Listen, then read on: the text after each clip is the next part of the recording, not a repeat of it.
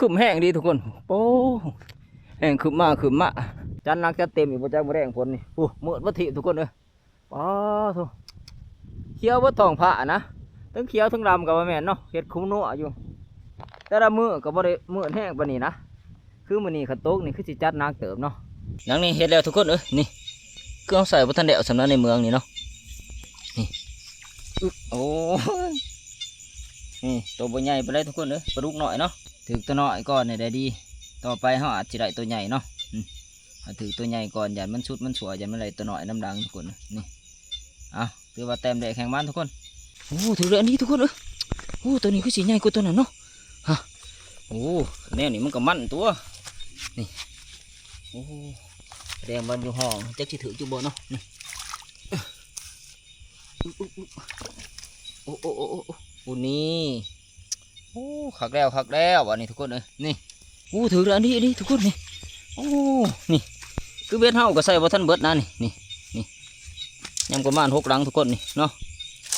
นี่แต้มที่3ถือเลยทุกคน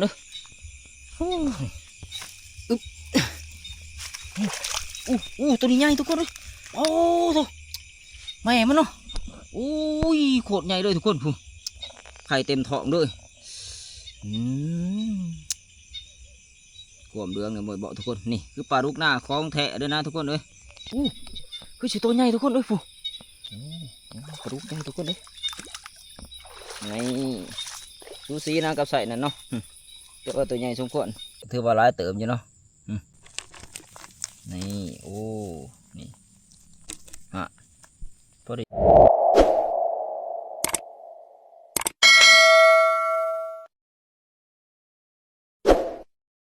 ทักทายสบายดี FC เบิร์ดจุผูทุกคนเนาะว่าสิอยู่ไกลอ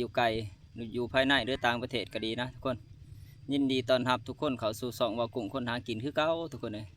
คือมื้อนี้เฮากับบ่ทันได้เดินป่าเดินดงนำทีมงานหนึ่งเนาะแต่ว่าทีมงานเฮานี่ก็ไปหลายคนนะบ่ว่าสิเป็นผ่านท้องผ่านใหญ่แล้วก็เบาเป้าเนาะแล้วก็เบาลูกน้ำทุกคนเนาะแต่ว่าเฮาก็บ่ได้ขึ้นน้ำมูดอกเพราะว่าเที่ยวนี้ก็ติดภารกิจค่าเวียกค่างานหลายนะทุกคนเลยว่าจะเป็นการฉีดยาคุมหญ้าเนาะหรือว่าวันปุ๋ยทุกคนเนาะก็ยังบ่ทันแล้วเถื่อแต่ว่าเฮาลงมานี่ก็ประมาณจาก2 อาทิตย์แล้วเนาะอาทิตย์ก็กลัวนี่แต่ว่ามื้อนี้นี่เฮาสิออกไปหาอยู่หากินทุกคนเนาะเฮากับบ่ทันได้ไปจักเถื่อดอกเรื่องหาอยู่หากินออกมานอนไห้นอนหน้าก่อนทุกคนไปหากินในมื้อนี้ก็คือว่าไปใส่เบ็ดปลาดุกหน้านะเนาะเพราะว่าเฮากับบ่ทันได้ใส่จักเถื่อนะปีนี้เนาะกำลังครั้งแรกของเฮานะ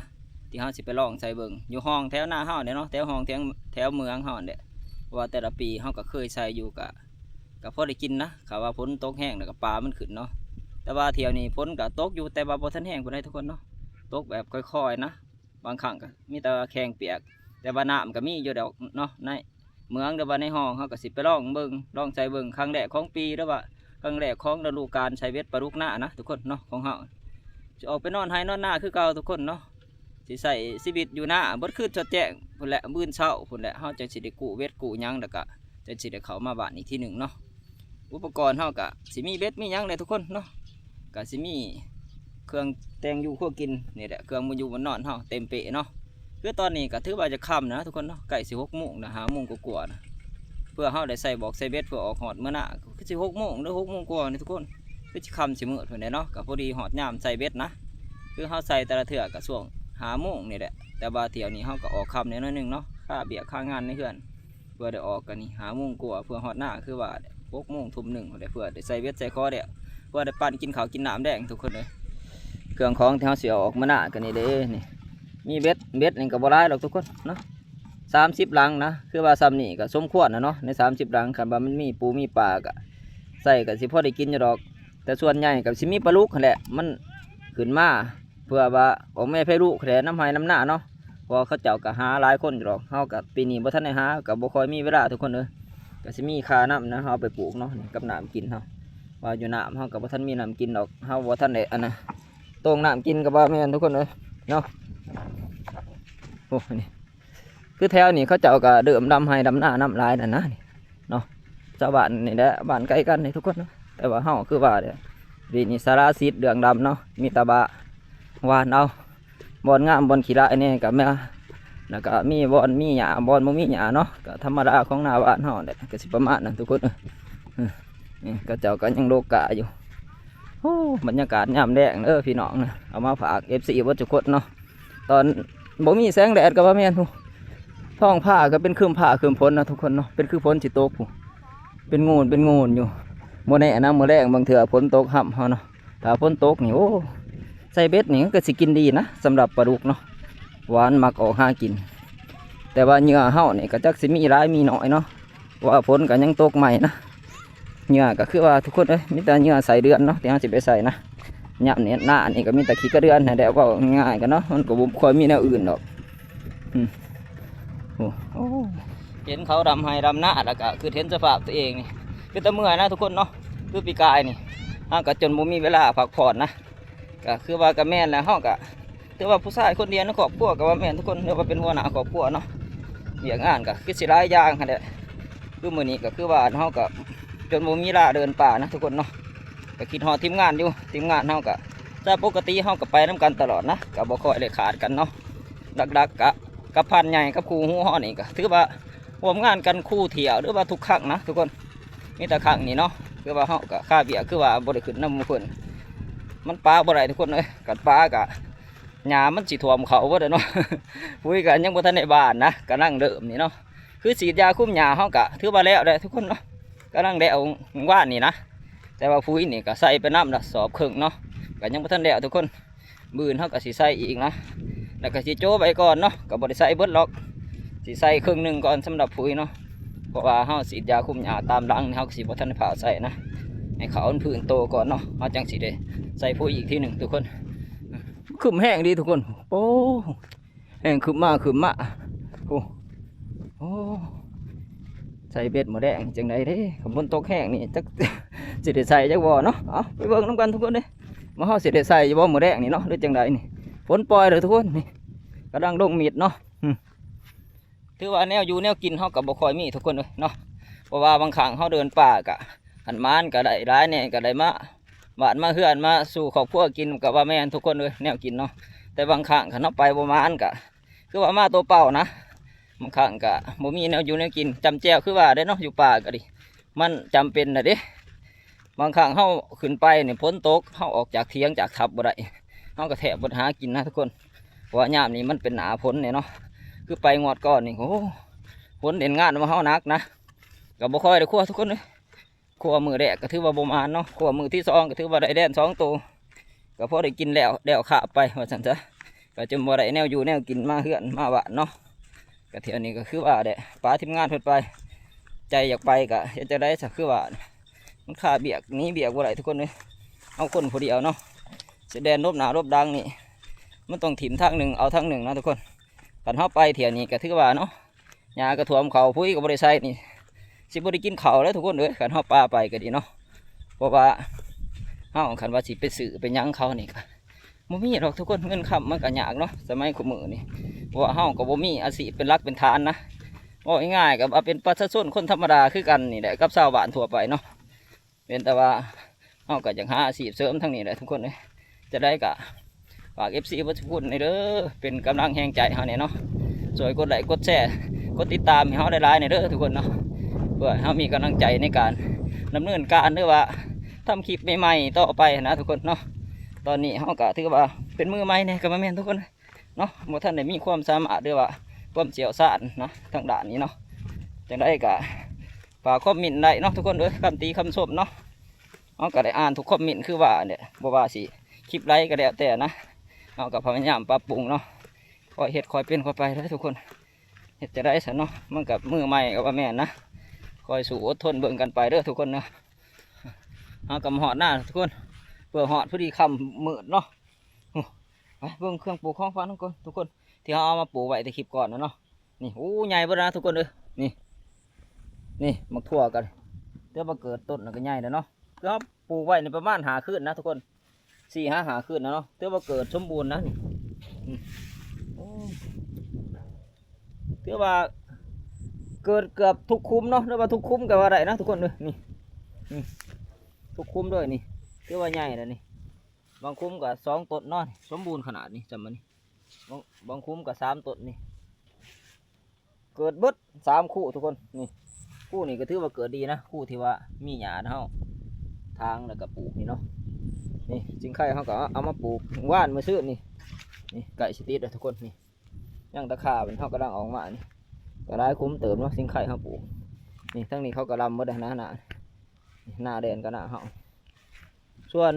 มันกอกมันแก้วเฮานี่ก็นับมือนับงามบัดนี้เพราะว่าฝนตกเลยอยู่เนาะมันพรมน้ำเลยนะแต่ว่าสมบูรณ์ขนาดนี้ยอดนี่ตัวนี้แหละจะไปใส่แกงใส่อ้อมเนาะตาประมาณปลาดุกนะบ่ได้ บอกไปก่อนจะสิมานจะบ่นี่ทุกคนเลยมังแตงเฮาก็ถือว่าเกิดนะนี่3 ต้นนี่สำหรับตัวนี้นี่คุ้มนี่ก็เกิด3 ต้นคือกันมันก็ปลูกบ่หลายคุ้มดอกมังแตงเนาะอยู่ปุ่นอีกบ้าน3-4 คุ้ม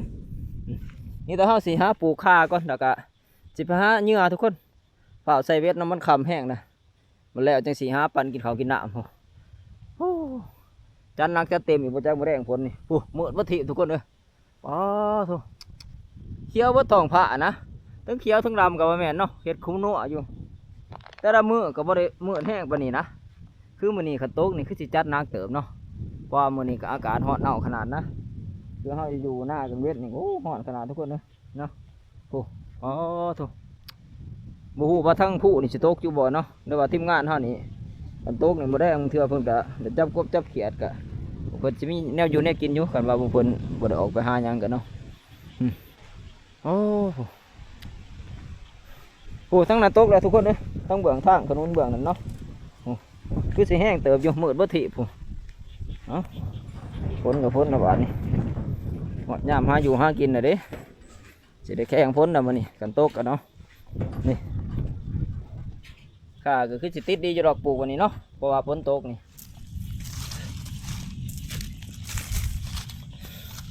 ี่ข้าก็สิปลูกสมองนี่นะทุกคนเลยนี่จะคุ้มตัวนี้เนาะนี่ได้ครับน้ำสางนี่นะน้ำสางมองเขาอาบนี่เนาะเป็นน้ำอาบเขานี่เขาจังเลยแบบว่าเขาพดง่ายนะแต่ว่ามันฝนบ่ตกมันแดดกันเนาะนี่มันไก่น้ำคือว่ากอเดียวนี่ก็ปลูกไว้เพราะได้กินหญ้ามันนะเก็บเกี่ยวเขาหน้าปีทุกคนเลยพูดแหละหญ้าเขาเก็บเกี่ยวผลผลิตพุ่นเนาะหญ้านะวิธีปลูกก็ง่ายเลยเขาขุดคุ้มแล้วก็เอาขาลงไปแล้วก็เอาดินกบด้วยเด้อทุกคนเลยเนาะนี่เอาแบบง่ายๆเลยนี่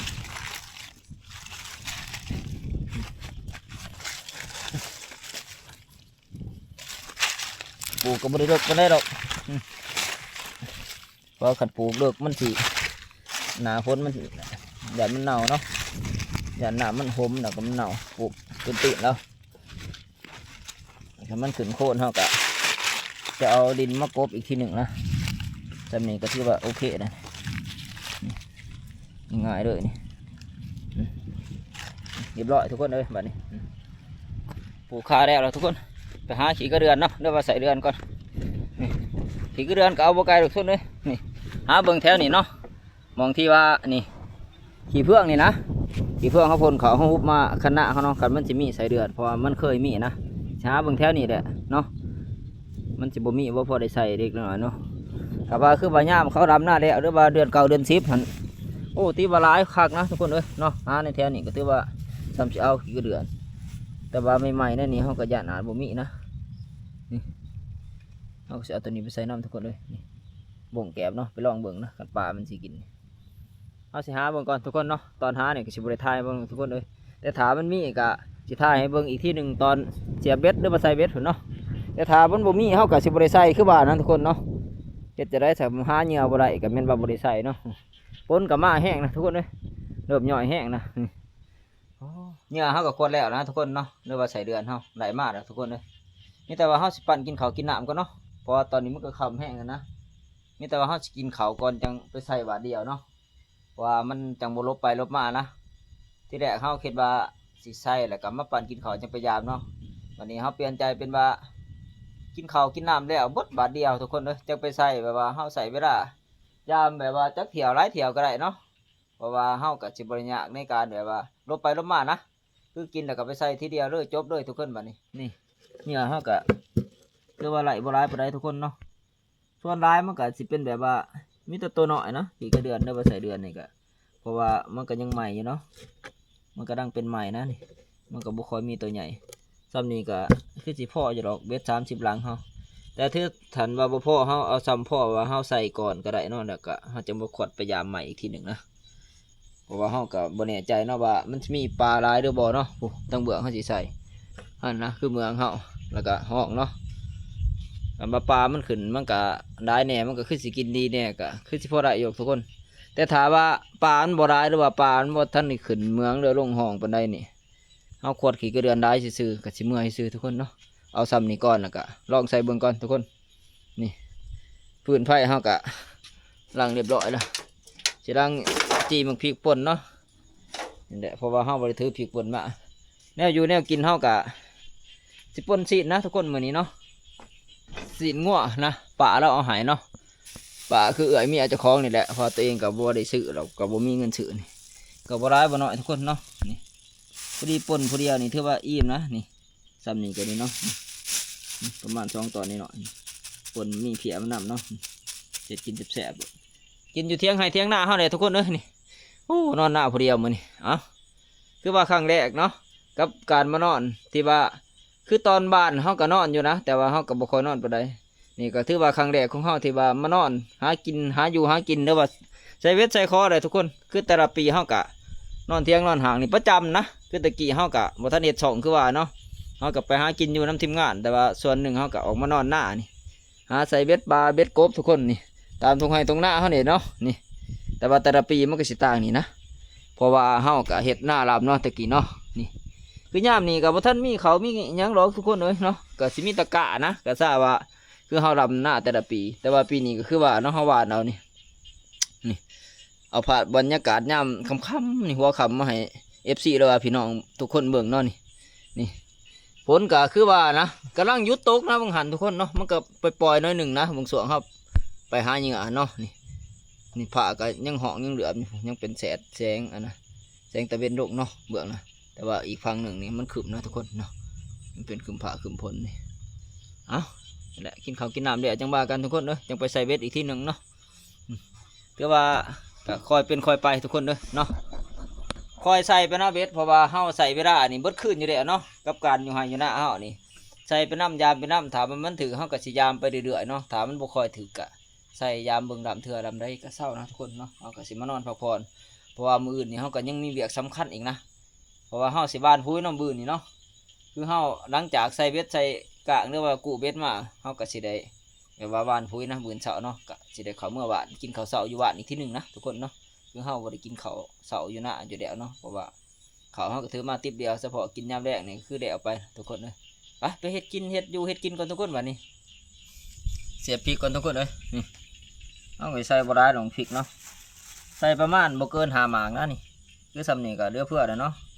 เพราะว่าอีกอย่างหนึ่งเฮาก็บ่มักกินเผ็ดนะเฮาก็คือว่าก็บ่มีพริกดิบมากินกับเนาะแต่ว่าซ้ำ5หมากนี่ก็ถือว่าสมควรนะทุกคนนี่ซ้ำนี่ก็ถือว่าเหลือเพื่อเนาะไฟก็เป็นฐานคักอันนี้บัดโอ้เสียดายแต่บ่มีแนวปีกแนวจี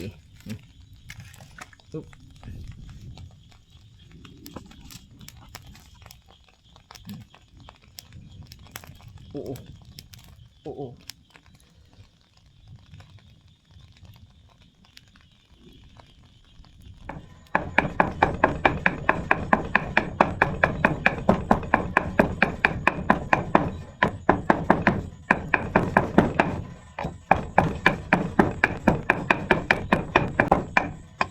เรียบร้อยทุกคนเลย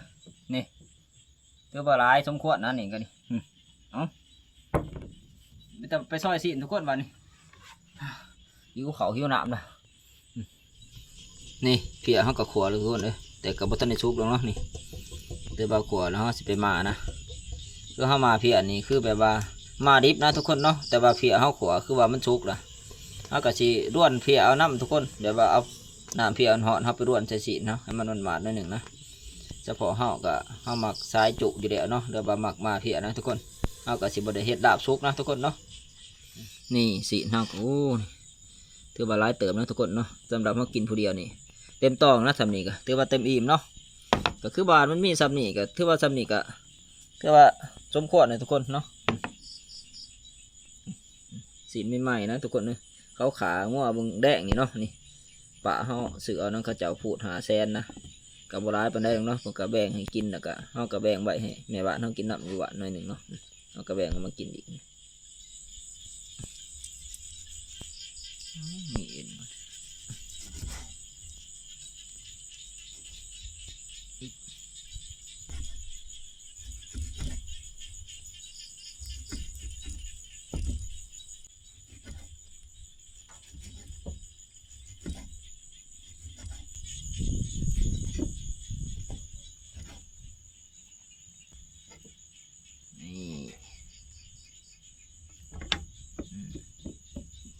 เพียเขาก็ถือว่าพดได้ที่แล้วทุกคนเลยนี่ถือว่าสำนีก็ถือว่าใส่ได้เนาะคือเพียนี่เขาตองนะทุกคนเนาะเขาตองก่อนเขาจะเอามาต้มนะเอามาขวดนี่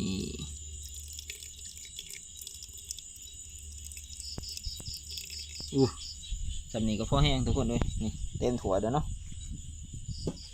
นี่ตัวสีเฮ็ดให้มาเพียเด้อบาลาบสีเนาะแสบทุกคนเลยที่ขาดบ่ได้นี่เนาะข่าเนี่ยนะทุกคนที่มันเสียให้มันบอกข่าวเนาะเขาต้องเป็นคนมีข่าทุกคนเนาะแต่เขาบ่มีข่านี่ยังกะสีบ่เป็นตาหนากินแล้วว่าบ่แสบนะทุกคนนี่ฟักหอมเขาใส่กะฟักหอมป่นบานเขาเอื่นฟักหอมป่นเนาะคือภาษาไทยเพิ่นเอื่นซะแน่เลยทุกคน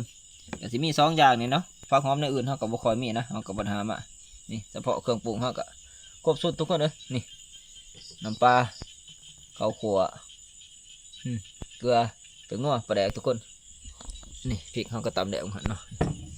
คือว่าซ้ำนี้ก็ครบสุดเลยนะสำหรับเครื่องปรุงมาเฟียเนี่ยสิมีประมาณนี้ทุกคน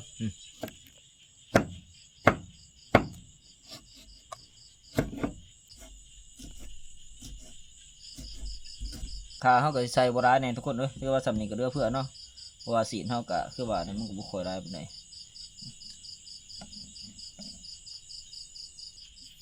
ข่าเสร็จแล้วก็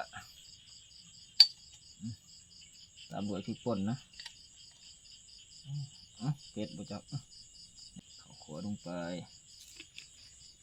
บางคนเพิ่นบ่มากเพิ่นก็บ่ใส่นะสำหรับปลาแดกเนาะเดี๋ยวเราใส่หน่อยนึงนี่ขาดบ่ได้คือผงนัวนี่ใส่ร้ายแสบร้ายใส่หน่อยจะแสบหน่อยทุกคนเลยนี่เอาสำหรับมาเพียนี่ขาดบ่ได้อีกอะตัวนี้มันขาดบ่ได้ทุกคนเนาะมาเพียแล้วบาลาบสีนี่คือน้ำปลานี่มันขาดบ่ได้นะถ้าขาดตัวนี้คือว่าบ่แสบเนาะบางคนสำหรับชาวบ้านบางคนเพิ่นก็สิมักจะใส่เกลือนะเฮาก็เห็นได้อันนั้นเด้อว่าเพิ่นบ่ได้ซื้อน้ำปลาบ่ได้จังไดเด้อว่า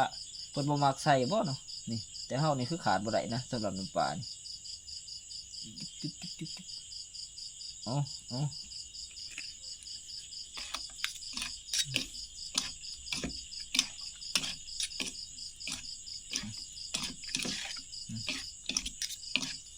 แต่ว่าของหอมใหม่มุ่นเฮาคิดใส่ได้นี่ก็ได้ทุกคนเอาแบบง่ายๆได้เนาะ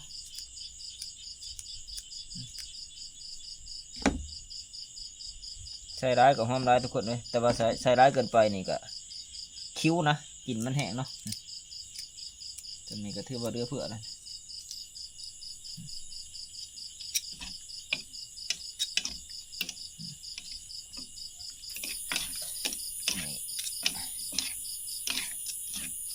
เดี๋ยวก็ซีมเบิ้งบาดนี่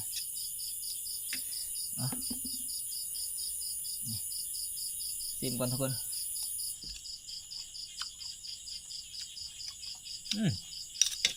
คักอยู่เดี๋ยวจานนึง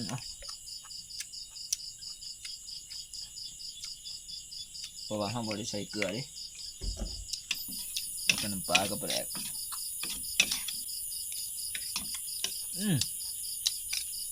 คักทุกคนเลยมันดำเลยเอาจัดแจงกินข้าวก่อนมานี่ทีเด็ดนะโอ้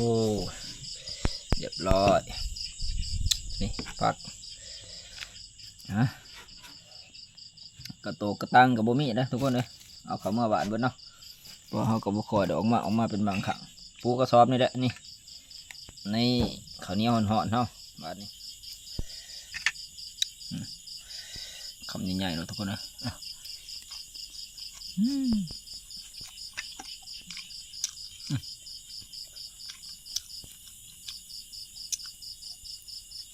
ครับ อันนี้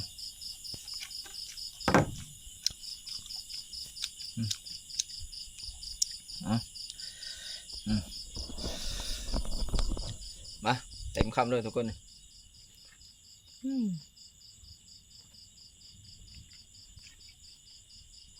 กินคนเดียวกับแสบผู้เก่านะทุกคนเนาะคิดว่าสิบ่แสบก็ยังแสบเลยนะ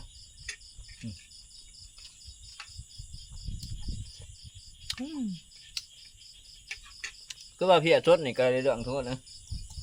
ขมอำลำเลยขนาดว่าห้ามบริษัทดีนะนี่ห้ามมีดีเนาะเพราะว่าหวานเฮาก็จะเอาสิแบบว่ามันจะมีแบบว่าพอขาก็ว่าแม่นนะซื้องัวมาตัวหนึ่งนะเขาเจ้ากระเช็ดผูดขายเนาะขาเป็นผูดนะแต่คือเพียคือบีนี่คือเพียนี่คือสดเลยทุกคนเขาบ่ได้ผสมน้ำด้วยอีกยังเนาะ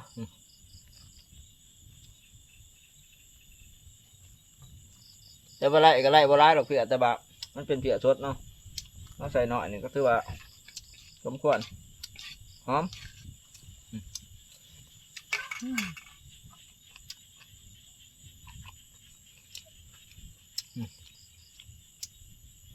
โอ้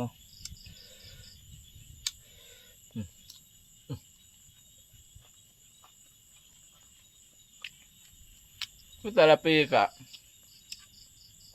พอได้กินอยู่ทุกคนเพราะว่าเขาดำหน้ากะขังกับเมื่อยเนาะ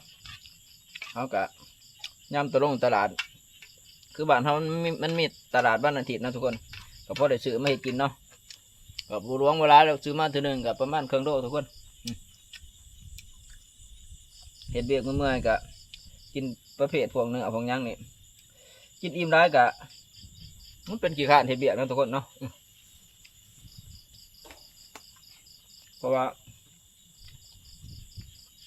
คือผู้เฒ่าผู้แก่คนละกินเนื้อมันจะเป็นแบบเสือนอนเบ็ดทุกคนกินอิ่มแต่ขี้ข้านเนาะกินแล้วมันจะอย่างนอนนะกับเป็นประเภทกินพวกกินเนื้อกินยังเท่ากับว่าคือเป็นความเพลินนะกินอิ่มได้ก็เป็นเขาเป็นบ่อยากเห็ดเบียกด้วยเนาะ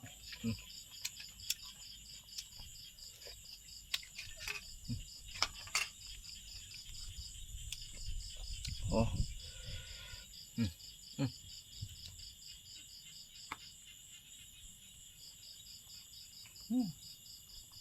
เพื่อจะใส่เบสในประมาณ2 ถุงบ่อยากทุกคนคือนี่ก็ผิดพลาดเขาเองแล้วเขาออกมาคำโผล่นะมาจ่อมาตะเวนก็คำเพื่อเอาเพื่อแล้วหันเดียวนี้กับมันกินไห้ถือว่าเด็กกะเพราะได้ยงเนาะกับนั้นมีปลากินเขาคักก่อนมันทุกคนตะนังกินอย่างเดียวได้หรอ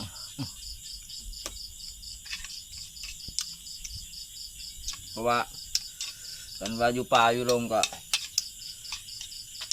มาได้แนวกินดีด้วยว่าแนวกินแสบก็กินกับบุคคลเต็มอิ่มไปได้ทุกคนเนาะว่าส่วนได้เขาเมื่อยนะเมื่อจากการไปครัวหรือไปไต่ตาไปออกล่าต่างๆอะไรเนาะเพราะอะไรเนี่ยอยู่เนี่ยกินมากอะเพื่อนมาแต่งอยู่คู่กินแดกโอ้ใส่ไม่ได้ทุกคนเนี่ยเกิดหอดย่ำกินแต่แท้กะว่าจะกินคักๆไปได้กะหรือว่ากินบ่เต็มที่หรอกเพราะมันเมื่อยนะมันเป็นบ่อยากเขาเนาะเมื่อยแน่กับว่าแม่นก็หิวนอนน้ำทุกคนนะพอเขาขึ้นป่าแต่ละเถื่อกะเวลาพักผ่อนก็มีหน่อยเนาะไปหรือนอนมึงเถื่อกะเที่ยงคืนตี 1มึงเถื่อกะจนสอดแจงก็มีเนาะขันประมาณชนร้ายมันจะสอดแจงเนาะ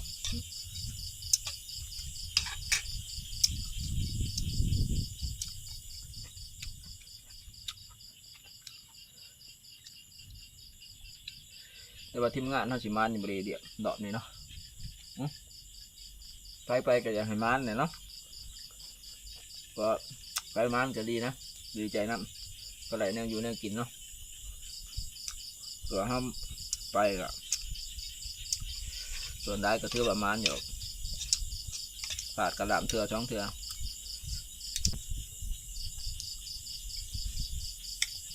แต่ว่าแถวนี้เขาเจ้ากับบุคอยนอนหน้าไปได้ทุกคนเนาะ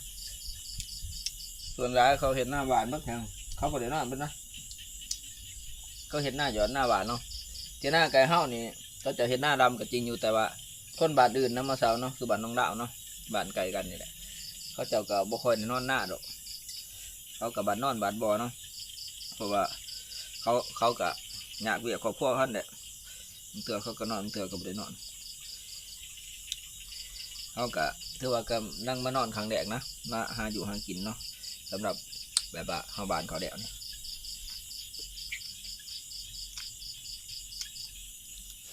ไปทุกคนในเวลาแล้วเนาะคือตอนนี้ก็2 ทุ่มพอดีนะทุกคนเนี่ยก็เริ่มไต่เริ่มยังนะผู้ที่ว่าเป็นคืมผ้าคืมพ้นเมืองแรกนี่ถือว่าเศร้าเลยทุกคนเลยเงียบสงัดนะเนาะผ้าห้องผ้าเดือมก็ถือว่ามิดนะโอ้เบียดเท่ากับอยู่ห้องห้ำหมดแหละทุกคนเนาะกับของตอนนี้ก็ถือว่าอากาศลงนะทุกคนเนาะเพราะว่ามันก็2 ทุ่มแล้วก็อากาศเริ่มเย็นนะนี่ลมก็เริ่มยุดเบื้องหันนี่เนาะเบื้องสองหัวค่ำโอ้ลมแห้งขนาดนี่เบียดเฮานี่เบียดของนี่ก็โอ้ทุกคนเลยก็ได้สมของขึ้นอยู่เนาะป่านี่คือว่าน้ำมองลงดีขนาดทุกคนเลยนี่เต็มอยู่ปลายใบเขาหน้าบ้านเขาเนาะคือให้นี่เขากะกำลังบานพุยมือนี่นะนี่เอาเดิมบานน้ำนะเนาะฝนตกบึง2 มื้อนี่โอ้คือว่าน้ำก็ได้ทุกคนเนาะคือว่าน้ำก็เดิมมีนะให้หน้าเขาได้สภาพกลางคืนก็สิประมาณนี้ทุกคนเนาะเงียบสงัดนะได้ยินแต่เสียงอันเดียวเลยแหละที่ห้องนี่เสียงเขียดจีน่าเนาะนี่เนาะห้องสนั่นพันผืนนี่พวกตามทงไห้ทงหน้าเขาเพื่อและห้องเบื้องเขาสิใส่ห้องไปหน้าเนาะคือการใช้กับสิแบ่งเป็น2 ภาคส่วนทุกคนเนาะเพราะว่าเบียดเขา30 หลังนี่กะสิใช้อยู่ห้องนี่ประมาณ15 หลังทุกคนเนาะหลักเขาสิเกี่ยวขึ้นมาใส่ในเมืองเขานี่ประมาณ15 หลังนะถึงในเมืองถึงมันมีน้องสาหน่อยนะนำเนาะ2 น้องนะสิแบ่งกันไปเอาสิเบิ่งว่าในห้องกับในเมืองเขานี่ตัวใดสิถือดีกว่ากันเด้อว่าสิพอๆกันเด้อว่าสิบ่ถือเลยนะไปเบิ่งกันทุกคนวันถือว่าเขียดนี่ก็บ่ค่อยมีเนาะโอ้กบหน่อยทุกคนเลยนี่ไปละโอ้ถือว่าเดิมมีกบหน่อยเลยเนาะนี่อีบุเกินเดือน2 เดือนนี่ก็ถือว่าเขาก็สามารถใส่เบ็ดกบได้นะทุกคนเนาะคือแต่ละปีเขาก็ใส่อยู่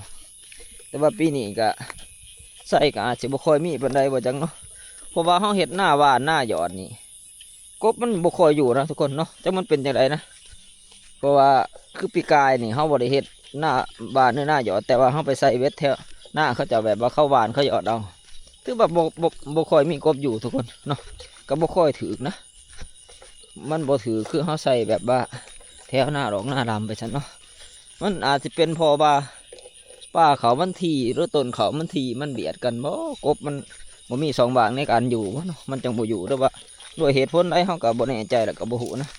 แต่ว่าเขาก็คิดว่าแบบนั้นเนาะนี่ก็เป็นให้น้องให้บุงเขานะนี่อีกให้หนึ่งนี่ให้นี่ก็เขากับบานเอาครึ่งหนึ่งนะทุกคนเนาะเพราะมันเป็นหน้าน้ำถ่วมเขาก็เบื้องดุมนี่มันก็จะต่ำน้อยนิดหนึ่งเขาก็สิบได้บานนะเอา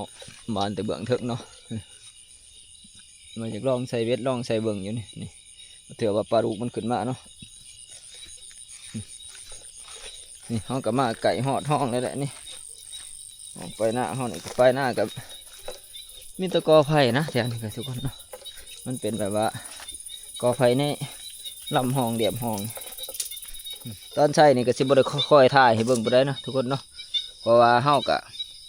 ผ่าเลยนะอย่ามันดึกมันดื่นเนาะมีแต่สิถ่ายให้เบิ่งแต่ใส่แล้วคนแหละเรื่องว่าตอนยามเนาะกับตอนเสียบเหงื่อนี่เฮากะสิให้เบิ่งอยู่จักหลัง1 หรือ 2 หลังนี่เนาะสิเสียบให้เบิ่งนะบางคนอาจจะบ่เข้าใจหรือว่าบ่จักวิธีการเสียบเหงื่อใส่เดือนหรือว่านี่เนาะกี่กระเดือนเขาสิลองสาธิตให้เบิ่งจากหลัง2 หลังเนาะมันสิเสียบแต่หัวมาหอดหางมันกับว่าแม่เนาะนี่ว่าขี้กระเดือนเขาก็มีแต่ตัวนี้หน่อยนะมันก็เสียบยากเนี่ยเนาะเอาจับบทถนัดมือมันตัวน้อยมือ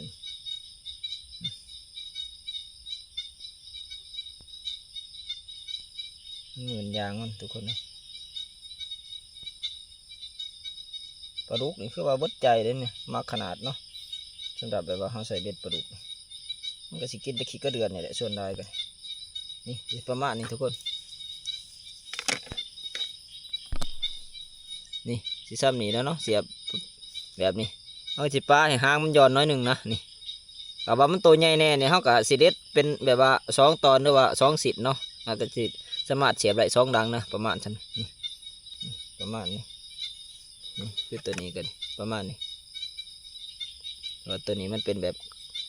สินเครื่องหนึ่งนะนี่เนาะประมาณนี้เลยทุกคนเนาะพอกันอีกที่หนึ่งตอนยามผมนะทุกคนหรือว่าตอนไปใส่อยู่ถึงเมืองเขาเนาะแต่ว่าในห้องนี่คือสีประมาณนี้แหละยันมันเลือกทุกคนเลยคือเขาใส่แล้วเบิดนะทุกคนในห้องนี่เนาะยังแต่ในถึงเมืองเขาผมนะบัดนี้นี่เสียบเลยเบิด15 ลังทุกคนเนาะระยะความไกลกับสิประมาณหนึ่งนะทุกคนประมาณ6-7 เมตรหรือ10 เมตรเผื่อเลยเนาะแล้วแต่มันสะดวกมองใส่นะนี่ก็อีกลังหนึ่งเผื่อแล้วเขาก็ใส่ลงไปลุมเลยเนาะ15 ลังครบแล้วนี่แต่จะขึ้นไปใส่ในเมืองหน้าตัวเองเผื่อแล้วอีก15 ลังเบื้องทึ่งทุกคนบัดนี้เอาก็มาหอดเมืองนะทุกคนเนาะนี่เมืองหน้าเฮานี่แหละคือบ้านน้ำก็หลายเติบนะผู้เป็นน้ำตาลทุกคนเลยแต่บ้านน้ำก็ขุ่นคือว่าเนาะเพราะว่าทั้งเทิงเขาเจ้ากระลำหน้านะเขาก็เป่งน้ำลงมาเนาะน้ำหน้าเขาได้มันสีลงมาโฮมหน้าเฮาอยู่ดุมนี่เมืองหน้าเฮาเนาะเอาก็เป่งลงไปเลยลงไปใส่ห้องเลยทุกคนเลยหน้าเฮามันก็ข่อยลงไปพุ่นเนาะแต่ก็บ่ข่อยแห้งดอกแบบว่ามันเนื่นๆไปทุกคนเลยนี่เอาก็สิเดิมปักตัวนี้ได้ไปเนาะหอดพุ่นแล้วก็สิใส่แน่น้องสานำนะน้องสาหน่อย2 ฝั่งทุกคนเห็ดแล้วทุกคนหลังนี่หลังนี่เห็ดแล้วทุกคนนี่คือเอาใส่บนทันเดวสำนักในเมืองนี่เนาะนี่โอ้ยนี่ตัวใบใหญ่ไปเลยทุกคนปลาดุกหน่อยเนาะ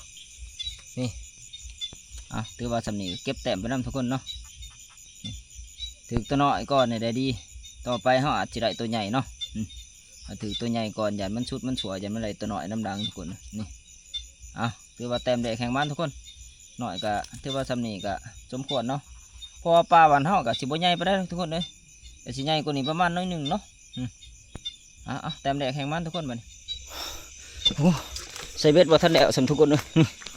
ในยินเสียงเบื้องนั้นอีกนะต้องใช้ถือเลยเนาะเพราะว่าปลาเนี่ยมันเดิมขึ้นมาเมืองนะนี่ถือเลยอันนี้ทุกคนตัวนี้คือสีใหญ่กว่าตัวนั้นเนาะแนวนี้มันก็มั่นตัวนี่แดงบันอยู่ห้องจะถือจุบเนาะนี่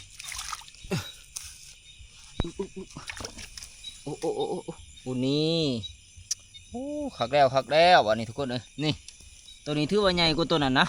ใหญ่กว่าประมาณ1เนาะนี่ส่วนได้มันที่ใส่สำเนียงปลาสำหรับมันขึ้นห้องหรือว่าขึ้นเมืองหน้าเฮานี่นะแต่ที่ใหญ่กว่านี้ก็คือว่าใหญ่สมควรนะทุกคนเลยคำว่ากว่านี้คือแม่มันหลุดเนาะเปล่าใส่มันแล้วเนาะก็ยังบลายหรอกเบ็ดเฮายังประมาณ6 ลังนั้นหันเนาะ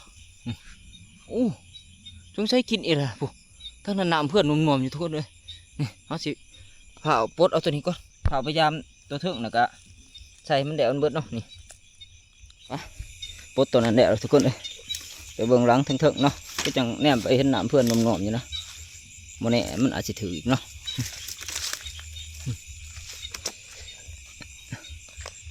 ถือแล้วอันนี้ทุกคนนี่นี่คือเบ็ดเฮาก็ใส่บ่ทันเบิดนะนี่ยังประมาณ6 ลังทุกคนนี่เนาะนี่แต้มที่3ถือแล้วทุกคน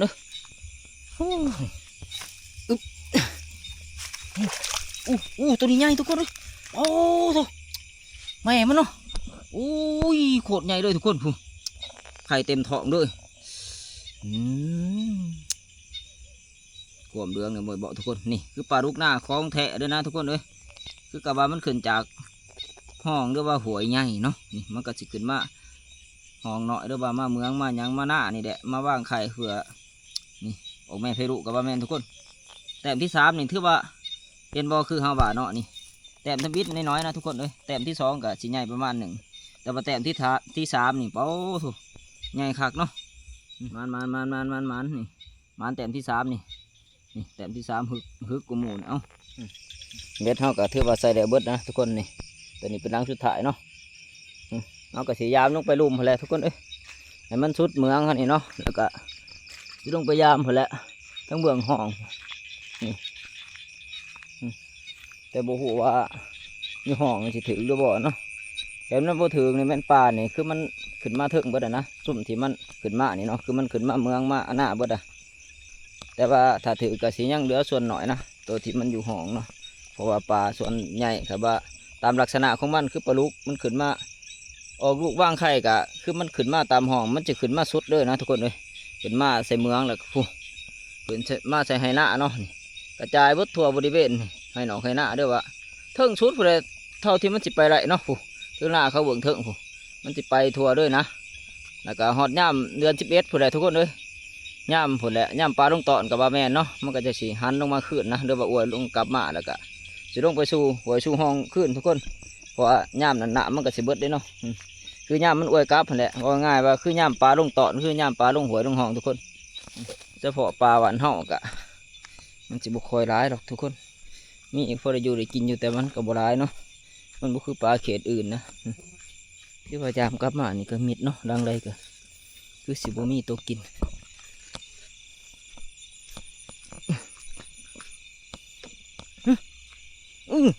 เฮ็ดให้เลยทุกคน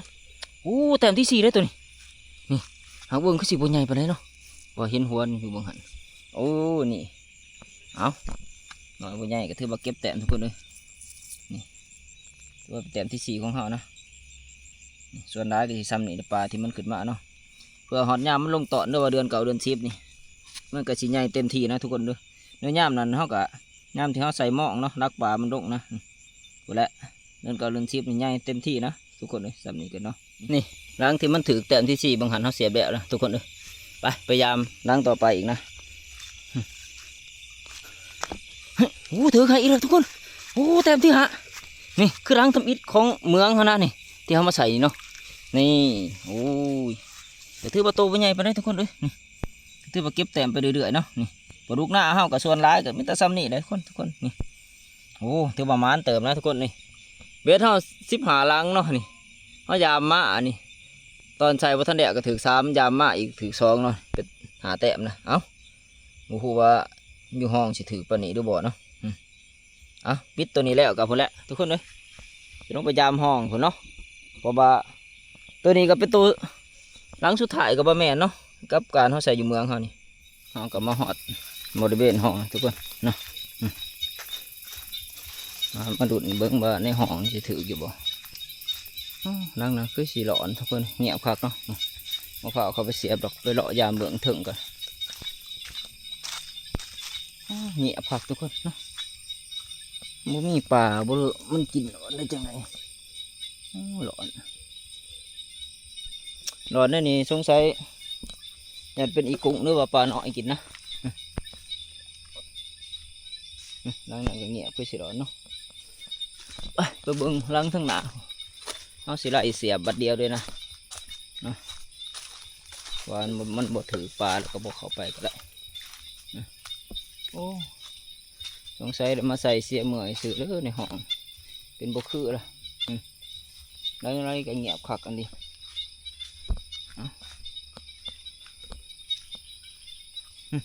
โอ้ถือลังหนึ่งทุกคนโอ้คือสิตัวใหญ่ทุกคนเอ้ยฟู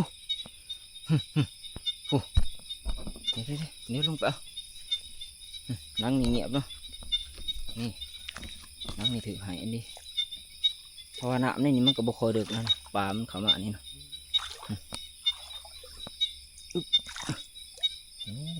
กระดูกได้ทุกคนเลย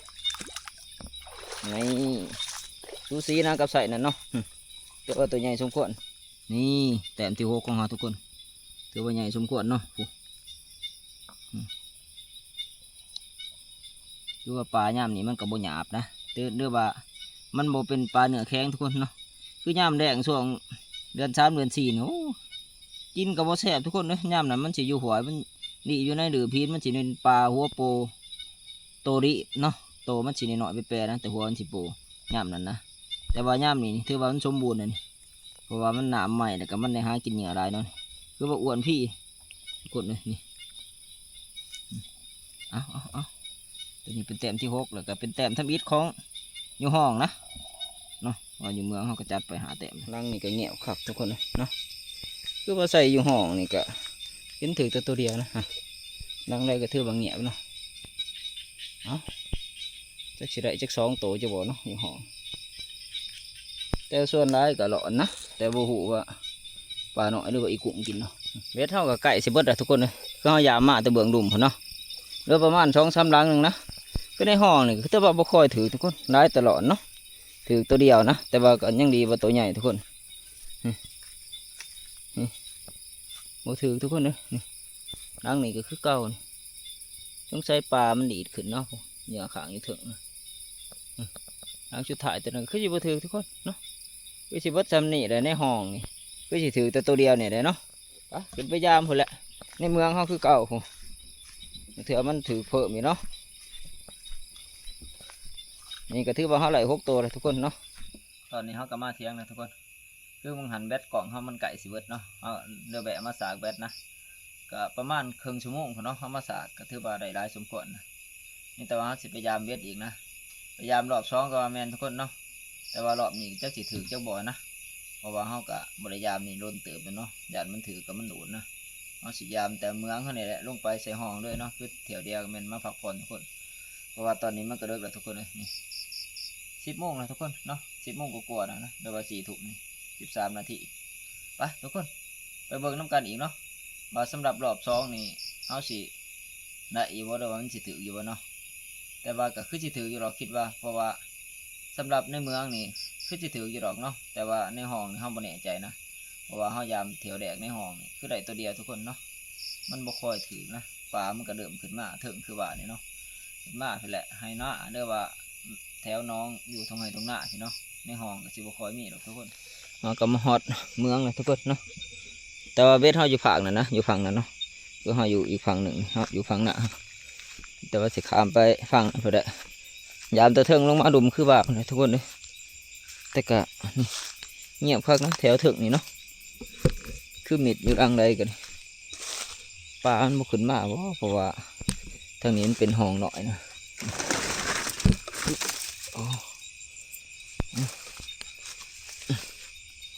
อุ๊บ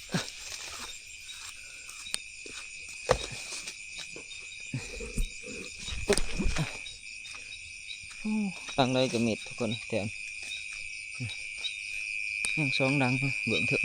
เด็กจังเลยเฮ้ยโอ้ถือทุกคนดังนี่นักชุดถ่ายเบื้องถึงนี่แต่บุหัวสีเนาะหรือสีใหญ่นะเนาะนี่เป็นเต็มแดดของรอบที่2นั่นโอ้ถือว่าก็ใหญ่เติบทุกคนเลยใส่นี่ก็ถือว่าใหญ่เติบเนาะนี่ปลาสวงเหยาวนี่คือปลาผูนะทุกคนเนาะหรือว่าเป็นปลาตัวผูนะคาดว่าปลาตัวเมียหรือว่าตัวเมียมันสีโตสั้นๆนะกะท้องที่ปุงๆนิดหนึ่งเนาะอันนี้เป็นปลาตัวผูนะปลาตัวแบบว่าลักษณะแบบหางยาวกับว่าแมนทุกคนเนาะเป็นตัวน้อยๆยาวนี่คือว่าใส่นี่ก็ใหญ่เติบนะเขาสิปลดปลาก่อนแล้วก็เป่ายามลงไปลุมทุกคนเนาะมันสิเดือดสิดื่นนี่มันก็10 โมงกว่าๆนะนี่นังนี่ถือเลยทุกคนเลยนี่แต้มที่2ของในเมืองเขานะเนาะคือสิโตบ่ใหญ่หรอกแต้มนี่โอ้ก็ถือว่าเติมหนึ่งทุกคนเลยนี่ถือว่าใส่สำนึกโอเคเนาะมึงยานี่ก็ถือนะตัวหนึ่งแต่ว่าเขาแนมเห็นแบบว่าเห็นขมุน่ะมันดูดไปเนาะคือเขาพยายามโดนไหนทุกคนว่าเป็นประเภทพวกปลาดุกนี่มันดีดแห้งนะแต่มันกินนะมันสีดีดเนาะแบบว่าถือบ่คักบ่แน่ด้วยว่าถือมินปากมันสิขาดมันสิดูดไปนะทุกคนเนาะในเมืองก็ยามได้แล้วทุกคนเนาะคือว่าได้2 ตัวนั้นในเมืองเนาะแต่ว่าตอนนี้เขาก็ได้เป็น8 ตัวแล้วนะเพราะว่ารอบแรกเขาได้6 ตัวเนาะรอบที่2นี่คือเขาได้2 ตัวคือเป็น8 ตัวแล้วทุกคนมาดูดเบิ่งในห้องกันต่อว่าสิได้เพิ่มอีกว่าจักตัว2 ตัวเนาะโอ้รังใดก็เงียบครับทุกคนเลยเป็นจังไรเนาะคือมาบ่คือนั่นคือเก่าเอ้าใส่ไปนี่แหละเธอมันถือให้ยามเสาเนาะเบิ่งรังนี่เป็นจังไรโอ้ยังคือกันเด้อโอ้ บ่ค่อยมีป่าอันนี้นี่ว่ามาเบิ่งผลงานรวมเฮาสำหรับคืนนี้เนาะนี่โอ้ถือว่าหลายเติมนะทุกคนนี่ตัวใหญ่แน่นี่ประมาณ2 ตัวนะที่ว่าใหญ่สุดเนาะแล้วก็อีก2 ตัวนี่3 ตัวนี่ปานกลางทุกคนเนาะที่เหลือก็ถือว่าน้อยเติบเนาะจำนี้ก็ถือประมาณทุกคนเนาะทุกคนมีแต่ว่าดุนอีกที่หนึ่งตอนเช้าทุกคนมาเฮาสิได้เพิ่มอยู่วะเนาะปิดไว้เอาก็สิค้างไว้ค่าคลองในทุกคนนี่แช่ใบน้ำนี่เนาะปลาแบบนี้คือสิบไปหรอกเนาะปิดง่าของดีๆเฮาก็บริถือแนวมาใส่นะมีกระถางอันเดียวกะใบตักน้ำอาบเนาะมาหอดเที่ยงหอดหางนะทุกคนเลยหาแตงบนอยู่บนนอนกับบัดเนี่ยอ๋อนี่อยู่แนวนอนเท่ากับนี่ได้ทุกคนเลยนี่หรือว่าเนี่ยเปที่เขานี่ที่เขาเอาไปนอนอยู่ป่าอยู่โรงอยู่ภูอยู่ผาเนี่ยเนาะนี่เอากระสิผูกนอนทุกคนนี่ผูกเช้านี่เนาะเบี่ยงมาเสานี่นะเอาว่าสายมันถึงขันบ่ถึงกะเอาเสานั้นกับเสานี่เนาะนี่จะลองผูกเบิ่งกันทุกคนเอาสีนอนนี่เด็ดเนาะมันสะดวกนะเพราะว่าเขาอยู่ผู้เดียวกะเอาว่าสีนอนพื้นกะยากหลายอย่างทุกคนเนาะว่าสิผ้าห่มด้วยว่าหมอนด้วยว่าสาดเสื้อมันนั่นเด้เนาะสิใส่หลายอย่าง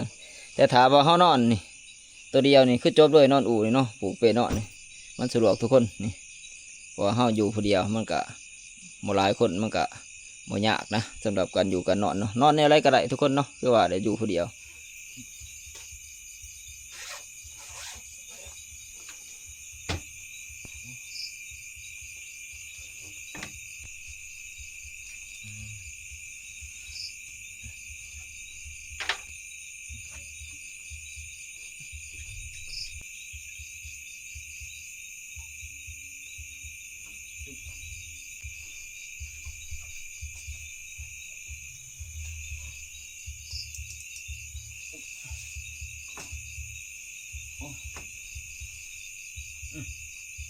สิโอเคอยู่เอานี่แต่บาเฮาสิขอตัวนอนก่อนทุกคนพักผ่อนเนาะเพราะว่านี่มันก็เลิกแล้วนะมันก็ใกล้4-5 ทุ่มแล้วเนาะเดี๋ยวว่า11 โมงละนี่แต่ว่าพอกันอีกที่หนึ่งมื้อเช้าเลยทุกคนเนาะคือตอนเฮาคนแหละตื่นเช้ามาแล้วเฮาสิไปกู้เบ็ดคนไหนเนาะมาเบิ่งน้ำกันอีกตอนเช้าว่าเฮาสิได้แต้มเดี๋ยวว่าเฮาสิเก็บแต้มเพิ่มอีกได้อยู่บ่เนาะตอนเช้าไปเลยทุกคน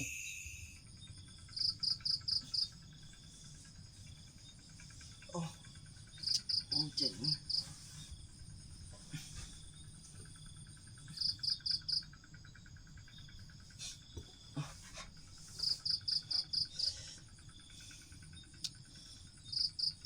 สบายดีตอนเช้าอีกที่หนึ่งทุกคนโอ้แจ้งหูแจ้งตาเลยตื่นช่วยในจังน้อยหนึ่ง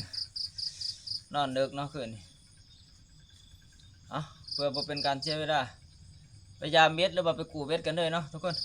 เพราะอันนี้มันก็แจ้งคักนะเนาะยันปลาห้ามันดูดไปน้ำนะไปทุกคนบัดนี้พอเสามาแล้วก็เสียงรถถอกรถไถดังสนั่นเลยทุกคนเนาะคือฝากห่อมันก็เจ้าดำหน้านะแล้วก็ทั้งนี้เนี่ยเนาะคือแถวอ้อมขางเขานี่หน้าใกล้นี่กะมีทงเดียวนี่เนาะที่เขาดำนะแต่เขาก็บ่ทันออกมาเนาะแต่ว่าแถวเบื้องนี่บริเวณใกล้กันแถวนี่มันเขาเจ้าเห็ดหน้าบานเบิดเนาะกะสิมิดนะกะสิมีอีกที่หนึ่งมันผุนใกล้ๆเนาะเสียงรถไถเนาะทราบว่าแต่ละปีกะเสียงรถไถรังสนั่นเลยนะพอแจ้งมาเนาะคือว่าแต่ตี 3 ตี 4พุ่นแหละบางเถื่อเนาะเขาเจ้าตื่นตะเลือกเขาไทยเนาะบรรยากาศยามเช้าทุกคนเนาะอยู่ทงไห้ทงหน้านี่โอ้อากาศเย็นคักทุกคนเลยยามเช้าเนาะโอ้เขาเจ้าให้เนาะนี่คือว่างามคักขนาดนะนี่เขาเจ้าฮะลองนี่เสียดายแต่ว่าเบิ่งจังหนึ่งก็คือมันอยากทีน้อยหนึ่งเนาะแต่ก็บ่เป็นยังนะมันทีแน่นี่ก็ดีมันจังในคุ้มหญ้าเนาะหญ้าก็บ่ค่อยมีปานใดมันใหญ่เนี่ยจังน้อยหนึ่งใบมันลายเฮาก็สิเอาจากตัดมาตัดใบมันออกเนาะให้มันบางลงนะแสงตะเวนก็กำลังแสดขึ้นน้อยหนึ่งทุกคนเนาะ เพราะอันนี้ก็กำลังชกมุ้งนะคือว่าหามุ้งกลัวๆเนาะตอนเช้านี่จักจิถือหายจังหมอเนาะเพราะว่าญาติมาปลามันกินตอนเลิกแล้วก็มันดูดนะเนาะเพราะว่าปลานี่กินตอนเลิกนี่มันก็ส่วนร้ายมันก็สิบจูหรอกมันสิดูดเนาะเพราะว่ามันใส่เวลาในการถือเวทหล่นนะญาติมันดูดไปนะ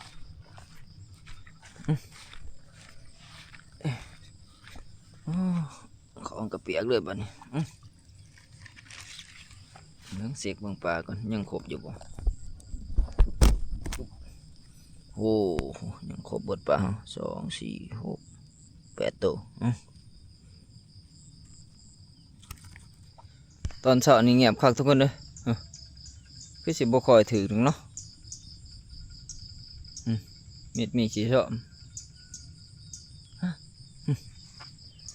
ล้างน้ำคือเพื่อนๆเนาะนุ่มๆโอ้ถือทุกคนนั่งนี่ซื้อนี่เอาสิพาเอาขามไปเอากันเนาะเอาแต่งสิไปกูรังอื่นนะเพราะว่าขึ้นนี่ก็เฮาเห็นแบบนี้เนาะมันถือแล้วก็เฮาแบบว่าพยายามจะเทิงมะนะเนาะเพื่อเฮายามมาหอดมันนี่คือมันดูดไปก่อนเนาะนี่พาไปเอาตัวนี้ก่อนทุกคนเนาะเดี๋ยวมันสิดูดไปก่อนนะเดี๋ยวเฮาสิบ่ได้เก็บแต้มเพิ่มเนาะขามพังนั้นทุกคนโอ้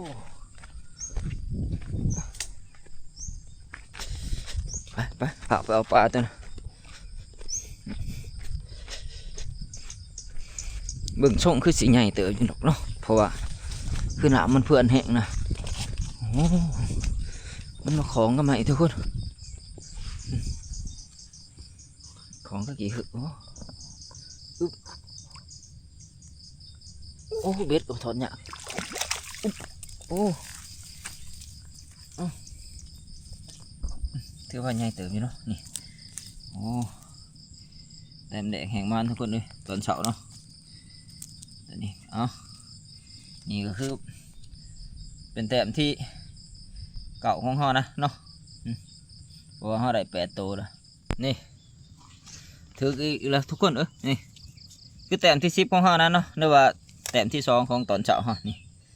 ที่แรกเขาคิดว่ามันบ่ถึงนะนี่เขาใส่อย่างนี้เนาะเขาเห็นสายเบ็ดมันบ่ติงนะ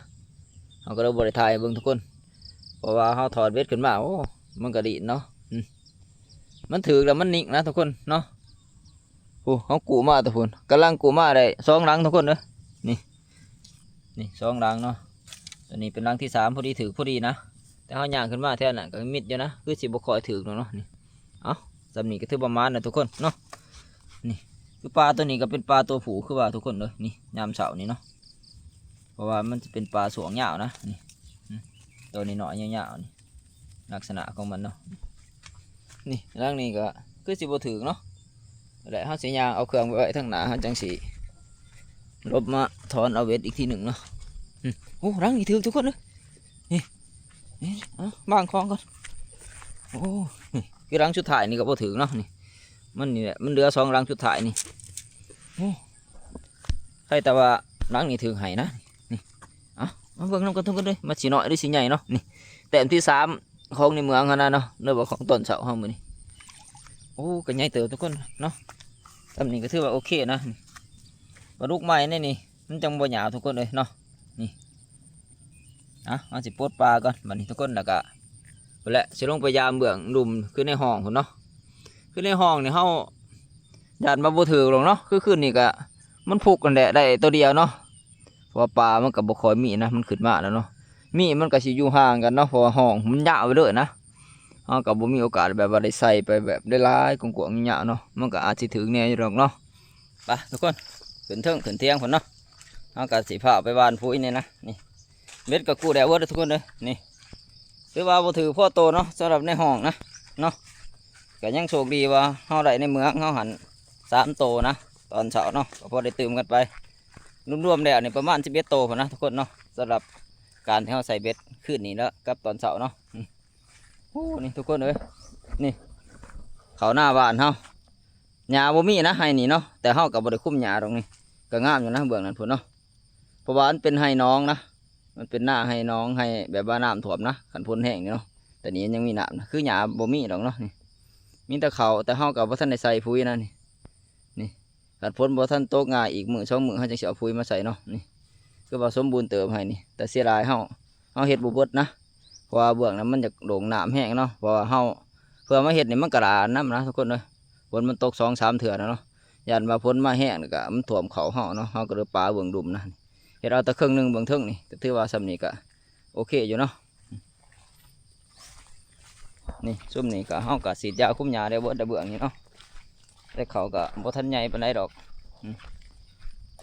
แต่หญ้าก็มีแน่อยู่แต่ว่าเขาเฮาก็คือว่าสูงกว่าอยู่เนาะนี่ก็คือมันเป็นบางนี่เนาะเพราะว่าในของมันตอนเฮาหวานใหม่ๆมันมีหนามนะเขาบ่เกิดเนาะทุกคนเนาะถ้าเฮามีเวลาก็สิมารก3อยู่ดอกเนาะเพราะว่ารกเอาหม่องมันที่แต่ก็พอมีอยู่เนาะนี่แต่ถ้าบ่มีเวลาก็ปล่อยปลาเลยทุกคน สำนี้ก็คือว่าก็สิพอกลุ่มกินอยู่ดอกเนาะเพราะว่าครอบครัวเฮาก็บ่ใหญ่นะประมาณ3-4 คนเนาะเฮาก็สิอาศัยเขานี่แหละเขาซุ่มบานก่อนคือว่านี่เนาะเพราะว่ามันงามนะมันสมบูรณ์เนาะเพราะว่าฝนมันก็บ่ทันแห้งตอนนี่เขาซุ่มบานก่อนนี่ก็ว่าโอเคสมบูรณ์เขียวทุ่มอยู่มาหอดถึงแล้วมาเบิ่งผลงานรวมเฮาทุกคนโอ้ก็ถือว่าหลายเติมอยู่เนาะประมาณ10 โตนะทุกคนเนาะหรือ11 โตนี่แหละนี่ห้าสิลองเทให้เบิ่งทุกคนเลยนี่โอ้นี่พอได้อยู่ได้กินอยู่ได้ทุกคนเลยเนาะไปเดี๋ยวมอนี่ใส่ใหญ่ๆปลาบ้านเฮาก็ใหญ่สุดก็คือสิซ้ำนี่เลยทุกคนเนาะนี่เพราะว่าใหญ่กว่านี้ก็บ่ค่อยมีหรอกเพราะว่ามันเป็นน้ำหวยน้ำห้องนี่หน่อยเนาะปลาก็สิประมาณนี้แหละแต่ว่าปีกายนี่ก็มีใหญ่กว่านี้อยู่นะเนาะเรียกว่าตัวใหญ่บ่ทันขึ้นมาบ่ได้จังไดเนาะปีกายนี่เขาเจ้าใส่นี่ก็คือมีใหญ่กว่านี้เนาะสำหรับปลาดุกนะเพราะว่าอยากทำแขนนะผมก็มีเนาะปีกายแต่ว่าปีนี้ก็มีแต่ใส่ซ้ำนี่ก็ถือว่าใหญ่สุดแล้วเนาะเพราะว่าถามมันมีตัวใหญ่กว่านี้มันก็คือสิถือไปได้เนาะนี่เนื้ออ่านมันก็สิบ่ทันได้ขึ้นมานะว่าฝนบ่ทันแห้งแล้วฝนบ่ทันได้เนาะนี่เด้มือนิ่ง1 2 3 4 5 6 7 8 9 10นี่2 4 5 6 7 8โอ้9 10 11 โตทุกคนเนาะรวมหมดเลย11 โตตัวน้อยตัวใหญ่เนี่ยเอาสำนี้ก็ถือว่าพ่อได้อยู่ได้กินอยู่ทุกคนเลยเนาะไข่ก็เฮาบ่หานะนี่เอาถือว่าสำนี้ก็พ่อได้อยู่ได้กินเนาะไข่ก็เฮาอยู่ซื่อๆนะไข่ก็บ่หากินเนาะเพราะว่าอยู่บ้านนี่เฮาก็บ่ค่อยได้หากินคือว่าทุกคนเนาะว่าส่วนใหญ่ก็ใช้ชีวิตในอยู่ในการเดินป่าหรือว่าไปหากินน้ำป่าน้ำพุน้ำเขาพุ่นเนาะมาอยู่บ้านนี่ก็มันก็บ่ค่อยมีหยังหาดอกคือหากินก็ตามฤดูกาลคือว่าทุกคนเนาะคือย่ามนี่ก็อีกประมาณเดือน2 เดือนนี่เขาเจ้าก็สินิ่นใส่เบ็ดกบหากบทุกคนกบไม้เนี่ยเนาะก็พอได้อยู่ได้กินอยู่กับว่าใส่เบ็ดปลาก็มีเป็นบางส่วนหรือว่าบางพื้นที่เนาะเพราะว่าปลามันก็ขึ้นแต่ละจุดนี่ส่วนใหญ่อยู่ให้หน้าแล้วก็ให้หน้ามันก็กว้างใหญ่ไพศาลเนาะสำหรับทงหน้ามันก็แล้วแต่มันสิไปนะเฮาก็หากินก็ถือว่ายากเติบเนาะแต่ว่าสำหรับกบนี่ก็มีพอได้กินนะทราบว่าแต่ละปีเฮาเคยใส่เนาะถือว่าเฮาออกมาหาอยู่หากินก็ถือว่ามันเติบเนาะสำหรับงวดนี้ทุกคนเนาะคือว่าบ่เสียเที่ยวแล้วก็บ่ผิดบังก็พอได้แนวอยู่แนวกินมาฝากลูกฝากเมียหรือว่าพุ่นแหละมาฝากครอบครัวเนาะเฮาก็สิแบ่งมาให้แม่เฒ่าเฮาแน่เนาะเพราะว่าปลานี่ก็ประมาณ11 โตนี่ก็ถือว่าหลายเติบเฮาก็สิเอาแบ่งไว้กินประมาณ6-7 โตเลยทุกคนที่เหลือก็แบ่งมาให้แม่เฒ่านำเนาะแต่ว่าสำหรับคลิปนี้เฮาสิปิดไว้เพียงเท่านี้เนาะทุกคนพอกันใหม่คลิปหน้านะแต่ว่าก่อนอื่นหมดก็ขอขอบคุณขอบใจใน FC เบิร์ดจะผู้ทุกคนเนาะที่เข้ามาติดตามนะครับชมคลิปของเราแต่ต้นจนจบทุกคนสุดท้ายก็อย่าลืมฝากกดไลค์กดแชร์เนาะส่องว่ากุ้งคนน่ากินเนาะทุกคนเพื่อเป็นกำลังใจให้เราทำคลิปใหม่ๆต่อไปเนาะ